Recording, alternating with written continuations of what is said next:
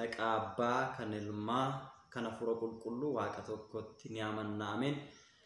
Kabajamtootaa fi jaalatamtoota maatiiwwan Waaqayyoo ijoolleen tawaahidoo hundumti keessan bakkaa fi lafa jirtanitti nageenyi fi jaalalli Waaqayyoo isiniif haa baay'atu. Akkam jirtu akkam yeroo kana geessan baga gara chaayinaalii Dhangaa Lubbuutti baga nagaadhaan dhuftanii chaayinaalii Dhangaa Lubbuu subscribe share gochuudhaan like gochuudhaan akka dhaggeeffattanii kabajaan isin affeera guyyaa irraa kana gaafiiwwan koomentiidhaan isin kaastan irraatiin muraasa daqiiqaa muraasa keessatti kan isiniif deebisu waan ta'eef iyyuu hanga xumura sagantaa kiyyaatti akkana dhaggeeffattan isiniin jecha kallattiidhumaan gara gaafii kiyyaatti isin dabarsa. Gaafiin kiyya inni jalqabaa akkas jedha. Gaa'ila keessatti dhala walirraa fageessuudhaaf qusannoo fayyadamuun dhorkadhaa macaafni qulqulluun maal jedha? Qusannoodhaan fayyadamanii dhala dhorkuun cubbuudha kan jedhu gaafii gaafatanii qaba. Gaafii kana gaafa laallu ሕፃናት የእግዚአብሔር ስጦታ ነው ዳኢመን ከና ዋቀዮቲ ጀደ ቁልቁሉን አባን ከኛ ዳዊት ዳኢመን ከና አይኙት ከና ዋቀዮቲ አሜጋ ጋፊ ከነ ጋፈን ጋፈተሙ ዳኢመን አከን ደለኔፍ ጎቹን ጩቡዳ ከንጀዱ ዳኢመን አይኙቱ ከኔ ዋቀዮቱ ከኔ ዳኢመን ከና ዋቀዮቲ ደለ በርባዱ ዳፍ ነሞኒ ባየን ዳኢመ በርባዱ ዳፍ ነሞኒ ባየን ኦሶ ሀወኑ daa'ima dhabanii maseenummaadhaan kan jiraatan kaan isaan immoo abdii kutanii dhala argachuun danda'u jechuun abdii kan itti kutan bara dulluma isaanitti deebi'anii kadhannaadhaan cimanii bara dulluma isaanitti immoo jabaatanii cimanii kadhannaadhaan cimanii dhala kan argatan kan akka Abrahaam fa'aa fakkeenya fudhachuun hin danda'amu kan akka Iyyaaqeem fi Haannaa bara dulluma isaanitti obsaan eeggatanii dhala kan argatan fakkeenya fudhachuun ni danda'ama. Kan akka Zakkaariyaas fi Elsaabeetiin fakkeenya fudhachuun ni danda'ama. Qulqullicha Yohaannisiin gooftaa keenya Yesuus Kiristoosiin kan cuube kan argatan fakkeenya fudhachuun ni danda'ama jechuudha. Wangeela Luqaas boqonnaa 1 lakkoofsa 11 irraa kaasnee. Sile kanaaf egaa daa'imman kennaa Waaqayyooti jedhee macaafni qulqulluun kan inni kaa'uuf kanaafidha. Namni harka isaadhaan tolchuu hin danda'u. Namni harka isaadhaan uumuu hin danda'u. Fedha Waaqayyootiin jaalala Waaqayyootiin gaa'ela Waaqayyoon eebbisee kenne keessaatiin namoonni hedduu ta'an qulqulloonni hedduu ta'an kennaa Waaqayyoo irraati jalqabanii argamaniiru. Ermiyaasii boqonnaa 1 lakkoofsa 5 irratti kaasnee yoo dubbisne garaa haadha kee keessaati osoo hin dhalatiniin si filadhe garaa haadha kee keessaa jalqabee si filadhe jedhee filannoon Waaqayyoo daa'imman irratti akka ta'e filannoon Waaqayyoo ijoollee irratti akka ta'e ni kaa'aa jechuudha. Gaafii kana immoo kallattiidhaan gama biraatiin immoo gaafa laallu daa'imman akka hin dhalanneef dhala dhorkuudhaaf qusannoo fayyadamuun cubbuudha kan jedhuuf eeyyee cubbuu guddaadha jechuudha. Sababiin isaa maaliif yoo jettan macaafni qulqulluun maalluun jedha sanyii hin haammanne hin facaasinii jedha. Sanyii hin haammanne hin facaasinii jedha. Namoonni gaa'ela isaanii gaafa hundeeffatan gaa'elli eebbifamaa Waaqayyotu gaa'ela eebbisee jalqabumarraa jalqabne yoo laalle fakkeenya jalqabarraa jalqabne Waaqayyoon hojii isaa jalqabaa akka gaa'ela keessatti hojii guddaa akka hojjete hin laalla. Jalqabarraa kaasnee gaafa dubbisnu Waaqayyoon addunyaa kana ni uume addunyaa erga uumeen booddee dhala namaa uume.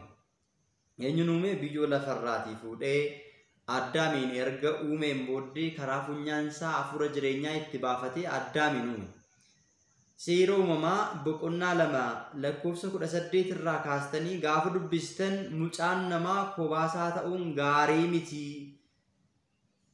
Namni kobaasaa jiraachuun gaarii miti jechuudhaan Sillaaseen uumaan keenya Addaamiin kan gargaaruu dandeessu gargaartuu uumeef gaa'ela hundeessee jechuudha Waaqayyo. Deebi'ee immoo gooftaan keenya qorichi keenya Yesuus Kiristoos Beetlehem keessatti giiftii keenya durboo Maariyaam irraa erga dhalateen booddee guyyaa hojii isaa jalqabaa kan inni taasifate gaa'ela eebbisuudha. Qaanaa Zagaliilaatti argamee jedha. Guyyaa lammaffaatti jedha. Qaanaa Zagaliilaatti argamee cidha dookimaasiin eebbise. Gaa'elli eebbifamaa ta'uusaa ibsuudhaaf jecha gooftaan keenya Yesuus Kiristoos gaa'ela eebbise. Gaa'elli eebbifamaadha. Iddoon ciisichaas kabajamaadha jedhee qulqulluun Phaawulos kan dubbateef kanaaf gaa'elli eebbifamaadha. Gaa'ela eebbifamaan immoo kan hundaa'uuf gaa'elli kan hundaa'uuf inni jalqabaa waa sadiif hundaa.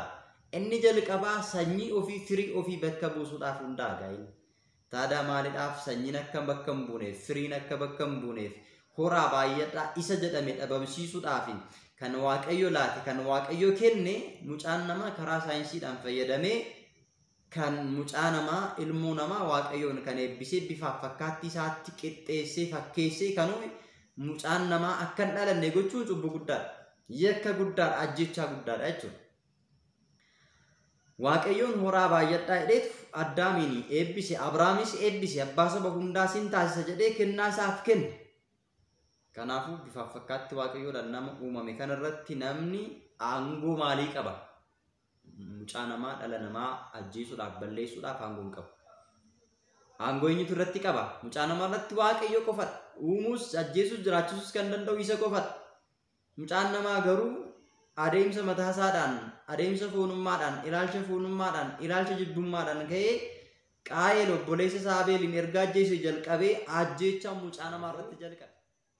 Waaqayyoon gaa'ila gaafa uumu waa sadiif jennee inni jalqabaa dhalaa argachuudhaaf firee ofii bakka buusuudhaaf erga jenne firee waaqayyoon akka bakka buusnee eebbifamnu akka baay'annu kan barbaade uume sana balleessuun cubbuudha. Namoonni kaan maseela ta'anii dhabanii rakkatanii gadameessi isaanii isaaniif jiidhuu didee boohanii mucaa barbaadu. Kaan isaanii immoo nutti baay'ateera jedhanii kennaa waaqayyo isaaniif kenne immoo balleessuuf mancaasuudhaaf kaatu. Kun cubbuu guddaadha. Kanaaf waan akkanarraati of eeggachuun barbaachisaa. Lammaffaa irratti gaa'illi sagaagalummaa irraati akka of eegnuudhaaf uumame. Mucaan namaa haadha manaa takkittii qabaatee akka jiraatu, haati manaas immoo abbaa manaashii qofaan akka jiraattu, sagaagalummaan akka hin jiraanne, gidduu sanatti hafuurri ijaa akka hin babal'anneef, waaqayyoon akka waliin lolchiisneef, waaqayyoon akka hin eekkabsiifneef jecha waaqayyo gooftaan gaa'ila kana eebbisee uume. Kanaafuu gaa'ila eebbifamaa keessatti mucaa eebbifamaatu argama. Mucaa eebbifamaa argamu kana kennaa waaqayyo kan ta'e kan ammoo dhalli namaa adeemsa mataasaadhaan gaafa mucaa namaa ajjeesu mucaan namaa mataasaa maal jedheera? Tokkoffaa Qorontoos boqonnaa 6:18 irratti lapheen nama qulqulluu mana waaqayyooti. Namni mana waaqayyoo diigummoo hin diigamaa. Ijoollee qulqulluu cubbuu kan hin qabne, yakka kan hin qabne, kennaa waaqayyoo kan ta'an ajjeesuun diiguun mana waaqayyoo diiguudha. Namni mana waaqayyoo diigummoo hin diigama dheera waan ta'eef kun yakka guddaadha. Inni sadaffaan immoo akka wal gargaaraniif gaa'illi kan uumame. Gaa'ila keessatti wal gargaaruun abbaa manaa fi haadha manaa bichaa miti qofa miti kan wal gargaaran. Daa'imman isaan irraa argamtes abbaa isaanii haadha isaanii ni gargaarti. Kanaafuu kun akka hin taaneef gargaarsi kun akka hafuuf saayikolojiidhaan namoonni hedduun yaadanii dhalli akka addaan cituuf yaadni yaadame macaafa qulqulluu keessatti gaarummaa hin qabu, dhorkamaadha, yakkadha, cubbuudha waan ta'eef waan akkanarraati of eeggannoo gochuun barbaachisaadha jechuudha. Gara gaafii keenya isa lammaffaatti yommuu darbinu amantaadhaan gargar ta'anii jireenya gaa'ilaa keessatti jiraachuun miidhaa fi rakkoo akkamii namatti fiduu danda'a? Rakkoo guddaa namatti fiduu danda'a. Gaa'ila keessatti amantaadhaan gargar ta'anii jiraachuun miidhaa guddaa fida. Amantaadhaan gargar ta'anii jiraachuun miidhaa guddaa fida. Fakkeenyaaf yoo fudhanne Oromoon jalqabuma gaafa mammaaku maal jedhaa? Mi'a wal fakkaatu wal biratti fannisuu jedha. Wal fakkaattiin wal barbaaddii jedha. Kan waliin fakkaanne waliin barbaaddu. Fakkeenya yoo isinii fudhadhe oolaan oolaa barbaaddi. Gaafa oolaa fi re'ee iddoo tokkotti bobbaastan sanyii isaanii ni beeku. Uumamni kaanillee ni beeku. Nama isa bifaaf fakkaatti waaqayyotti uumame miti. Uumamni inni kaanillee wal beeku jechuudha. Oolaa fi re'oota osoo wal keessatti caakkaa tokkotti bobbaastanii gaafa bineensi tokko dhufee isaan wareersu oolonni gara oolotaatti kaatti, re'oonnis gara re'ootaatti kaatti. Malee walitti makamuun barbaadan. Mucaan namaa garuu jireenya isaa keessatti, gaa'ila isaa keessatti wal mammakaadhaan jiraata. Baabiloon keessaa bahaa jedhee macaafa qulqulluu irratti akkuma dubbate Baabiloon jechuun walitti mammakamaa jechuudha. Namni karaa baay'eedhaan walitti makama. Gaa'ilaan jireenya walitti mammakamaa kan jiraatu. Jireenya hafuurummaadhaan jireenya walitti mammakamaa kan jiraatan hedduu isaanii jiru. Ganama bataskaana kan deeman, galgala immoo mana qaalluu kan deeman, mana waabiikaa kan deeman, mana xonqaayii kan deeman waa waaqayyoon hin jaallanne kan waaqessan calleen mana isaanii keessa kan jiru gana mana xalaa uffatanii bataskaana deemanii galgalammoo callee uffatanii manatti dibbiqqoo uffatanii waan garaagaraa kan raawwatan jireenyi isaanii kan jalaa wal mammake baay'ee jiru gaa'illi saaluma kanaa wal makee amantaa fi amantaadhaan gosaaf gosaan qumuudhaan wal qooduudhaan gaa'illi yeroo ammaa kana walitti mammakameera kun gaarii miti namni amane tokko Kiristoositti amaneera guyyaa 40 fi guyyaa 80ffaatti cuuphameera dhiira yoo ta'e 40 dubara yoo taate 80tti mucummaa Sillaasee argatanii miseensa mana kiristaanaa ta'anii ijoollee waaqayyoo ta'anii Sillaaseerraa hafuuraan dhalataniiru. Namni immoo amantaa kanatti hin amanne namni immoo dhufee kiristinnaan kaane namni hin cuuphamne dhuguma isiniin jedha lammaffaa bishaan fi hafuura qulqulluurraa dhalachuu baannaan mootummaa koo dhaaluu hin dandeessan jedhee wangeela Yohaannis boqonnaa 3 irratti kan dubbate cabsanii warreen isaan hin fakkaanne wajjin yennaa walitti hidhatan inni cuuphame mootummaa waaqayyoo akka dhaaluuf kaadhimameera inni hin cuuphamne immoo mootummaa waaqayyoo dhaaluu hin danda'u sanyii wal fakkaatu miti gosa gargari. Uumamni keenya tokko ta'uyyuu amantaadhaan gargara baaneerra qooddamneerra taanaan hariiroo waliin qabu. Sile kana ta'eef walitti hidhachuun hin barbaachisu nama waliin fakkaanne wajjin qulqulluun Phaawuloosiin ergaa isaa warra Qorontosiif erge isa lammaffaa boqonnaa 6 lakkoofsa 14 irratti warra hin amanne wajjin walitti hin hidhatinaa. Qajeelinnii fi jallinni walitti dhufeenya maalii qabaa? Ifnii fi dukkanni tokkummaa maalii walirraatii qabaa?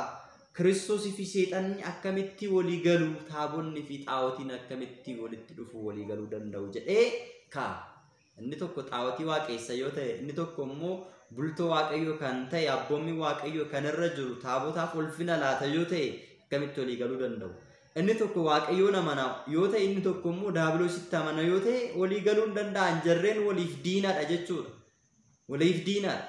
Fakkeenyaaf namoonni gaafa daangarratti wal dhaban akka diinummaatti wal ilaalu gareen gamaas jara kanaan diina jedha gareen gamanaas jara isaan gamana jiraniin diina jedha walii galuu hin danda'an yaada tokkoon walii galuu hin danda'an lolli gidduu isaanitti ka'a waan ta'eef kanaaf waan akkanaa gaa'ila gidduutti gaarii miti sanyiin firiin gidduu isaaniidha argamu maal ta'a jettanii yaaddu fakkeenyaaf inni kiristaana yoo ta'e isheen immoo amantishi kan biraa yoo ta'e firiin gidduu isaaniidha argamu maal ta'a.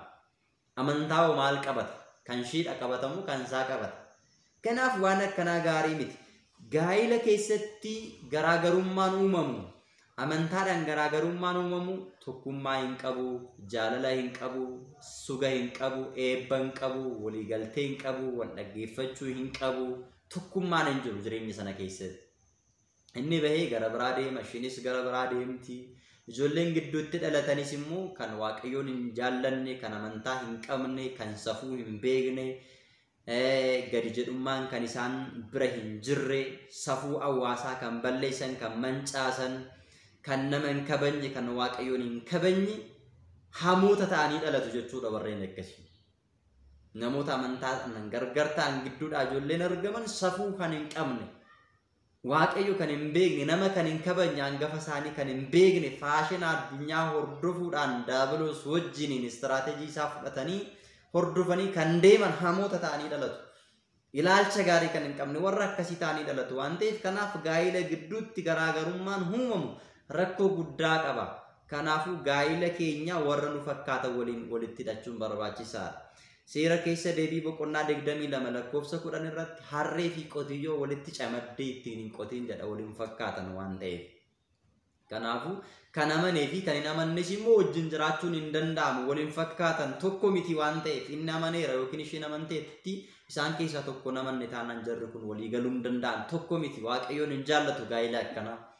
Sila kana ta'eefiyyuu gaa'illi akka kanaa gaarii miti namoonni gaa'ila akka kanaa keessa jirtan illee yoo jiraattan gar tokkotti dhufuun gara Kiristoositti gara waaqayyootti dhuftanii cuuphamtanii gaabbii galtanii fooniif dhiiga waaqayyoo fudhattanii gaa'ila keessan eebbisiifachuu danda'u isinirra jiraata malee gaa'ila akka kanaa keessa taa'anii mootummaa waaqayyoo dhaaluun hin danda'amu waaqayyoon gammachiisuun hin danda'amu firii eebbaa argachuun hin danda'amu suga argachuun hin danda'amu gaa'ila akka kanaa keessatti waan ta'eefiyyuu gaa'ila keenya keessatti tokkummaan barbaachisaadha gaa'ila ofii sirreeffachuun barbaachisaadha waan ta'eef warreen gaa'ila akka kanaa keessa jirtan waaqayyoon haala isaaniif mijeessee gara isaatti akka isin deebisu Sillaaseen uumaan keenya isin haa gargaaru kutaa biraatiin hanga wal arginutti nagaadhaan tura viidiyoo kana laayik sheer gochuudhaan hiriyoota keessan biraan gaa wasbaata lagzaabeet tola walaaditu dingil wala masqaluutii bira qoyyan amiin.